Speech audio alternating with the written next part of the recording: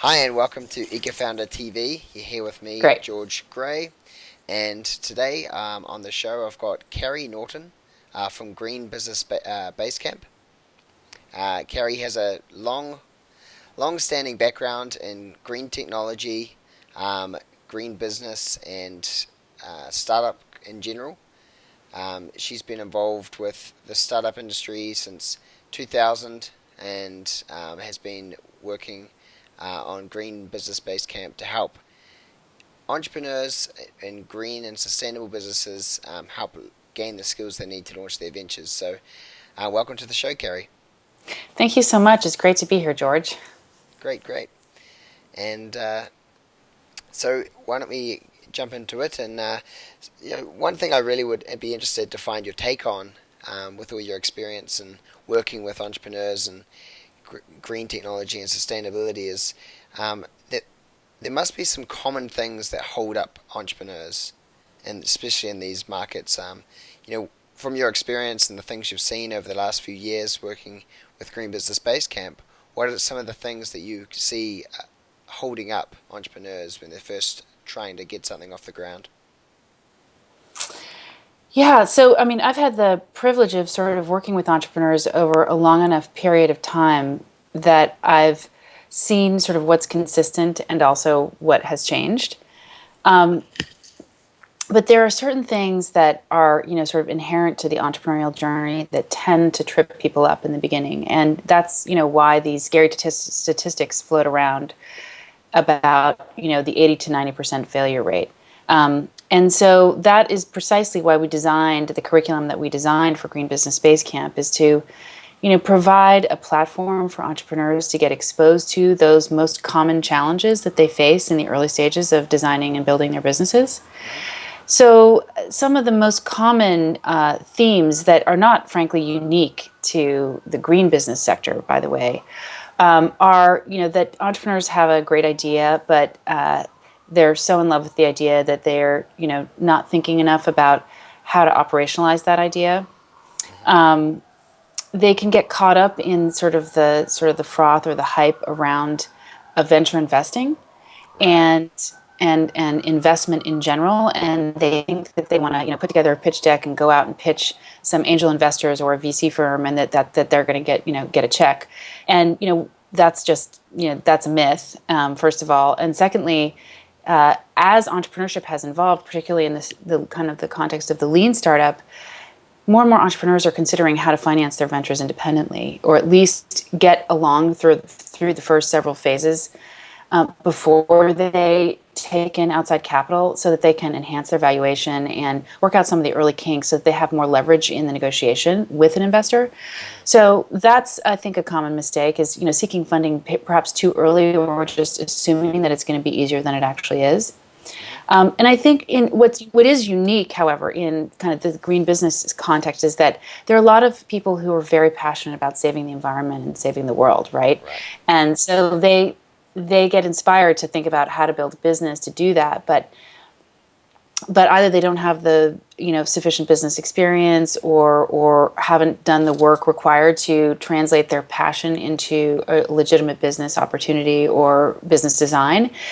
And so, oftentimes you find people who are really, good-hearted and, for lack of a better word, tree huggers, who Right. want to get into the space and start a business, but they're lacking the fundamentals in how to actually build an entrepreneurial enterprise. And so I would, we advise people, build the right team around you. It's great if you have an idea, but find the right people who have the experience or knowledge or know-how to surround yourself with a team that can help you execute. Because I think the biggest mistake that people make is assuming that an idea actually leads to execution.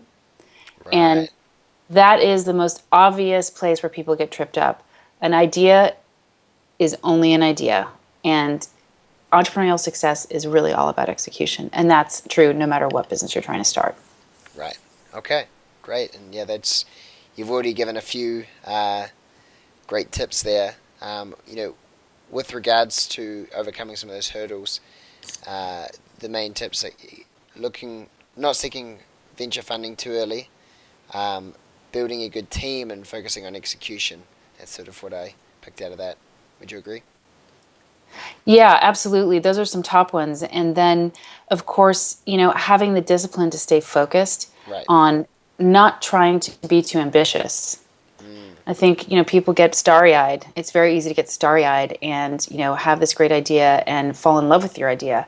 So it's always a good idea to, especially now, again, getting back to the lean startup concept, to the extent that you can validate your idea in increments hmm that are manageable and break it down and not try to do, execute your whole vision at once.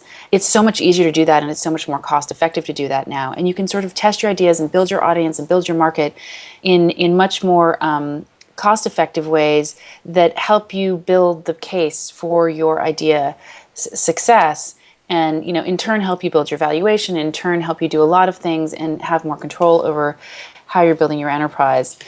So all those things are good things to think about, especially in today's market where it's so much easier to get a minimum viable product to the market mm, than it has been in the past. mm. Okay, great. And I guess, following that, what types of green innovation have you seen from some of the entrepreneurs that you're working with, and from the experience that you've had, where would you see the most exciting technologies being over the next few years? Well, the Basecamp curriculum serves like the full spectrum of Okay.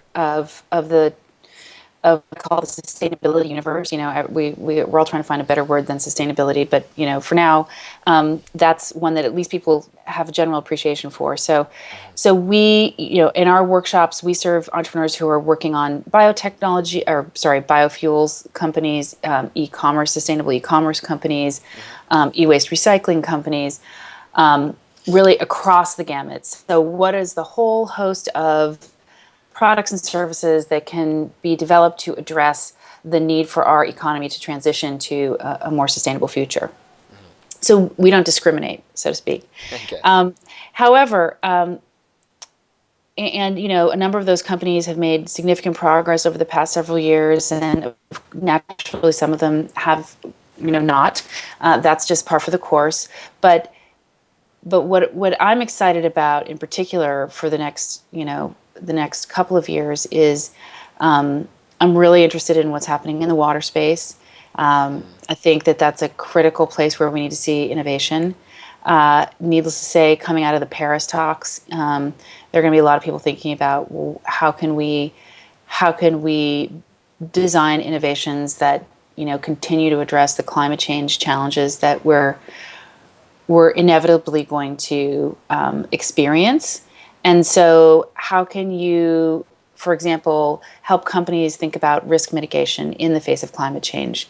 Adaptation and resiliency are big themes. So, what are the technologies, tools, process, services that people can build, help companies and sectors anticipate the need to adapt to a changing environment?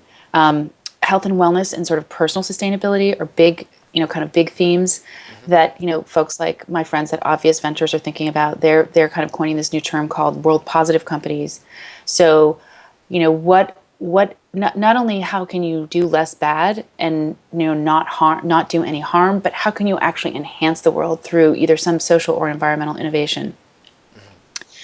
hmm In the personal wellness space.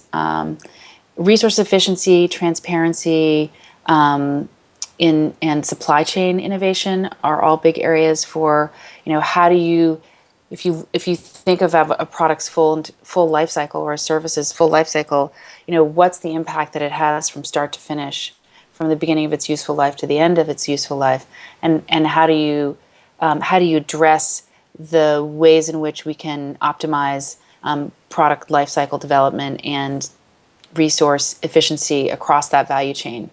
And then finally, kind of as a corollary to that same idea, basically resource efficiency and recovery. So Right. anything in the waste space is going to be huge. hmm And my friends at the Closed Loop Fund are doing really interesting work to see innovations in the municipal sector there. But there's so much exciting work being done. Tom Zaki has done his he's really the pioneer in the space. But how can we innovations in that space are going to be really big for 2016.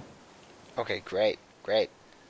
Yeah, especially with different crises like we've experienced in California with the water. I think a lot of those issues are definitely going to be uh, spaces where we need innovation. So I'm looking forward to see what comes out of that, especially Well, and from. obviously mobility is another big area. Oh, of course.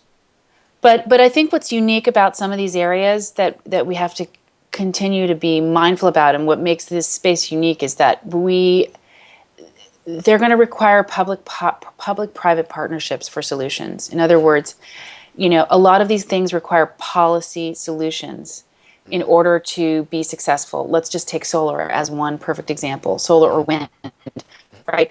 I mean, the only way those markets could have been seeded effectively in the last decade, as they have, was through policy innovation and significant policy change, both at the federal level and at the state level. Incentives that have supported the transition to a renewable, friendly economy. Hmm. That's what has enabled this, significant traction that you're starting to see in the solar space, and it's also helped drive down costs substantially.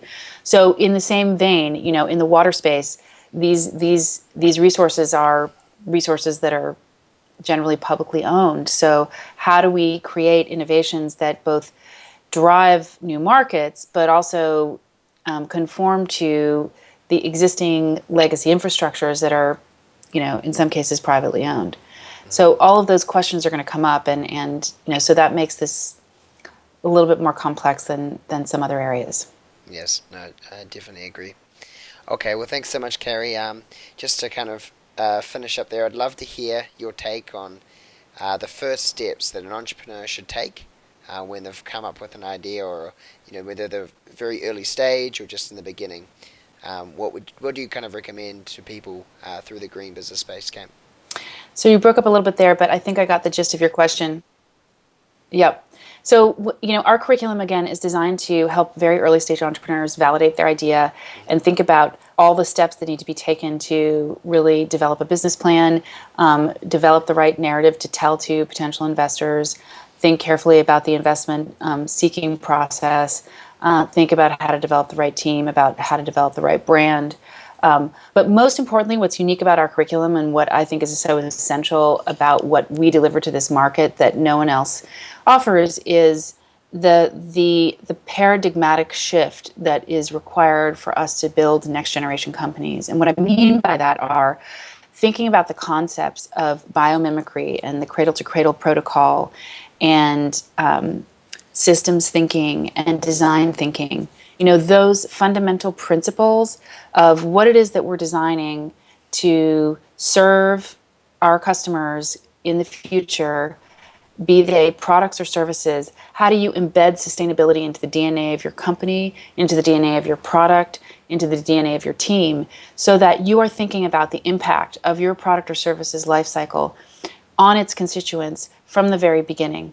And kind of the most obvious example out there today is the example of the Herman Miller chair as a product, right?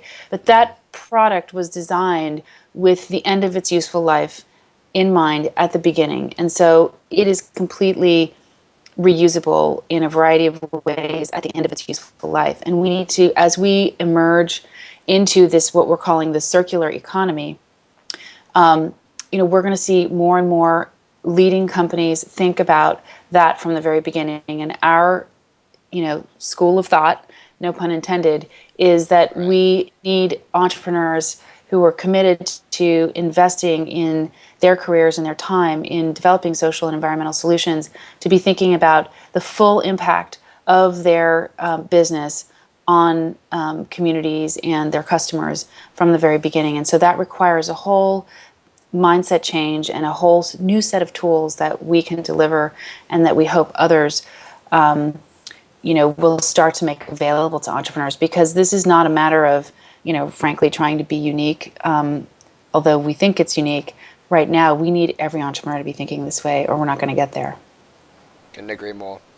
Okay, well, thank you so much, Carrie. Now, for all the listeners out there and viewers, where would they best be to find your work? Where can they find you online? So you can reach me on Twitter at cmn9678. You can email me at carrie@greenbusinessbasecamp.com. You can visit our website, greenbusinessbasecamp.com, and you can find me on Medium as well. And I wrote an article about water recently, and I'm going to be publishing more on that. Lots of places to connect. Okay, great. And I'll have a few links there, including the link to Carrie's website for Green Business Base Camp in the video below, the description below. So thank you so much, Carrie. And yep, thanks for being on the show today. Thank you so much, George, and I look forward to hearing from your audience.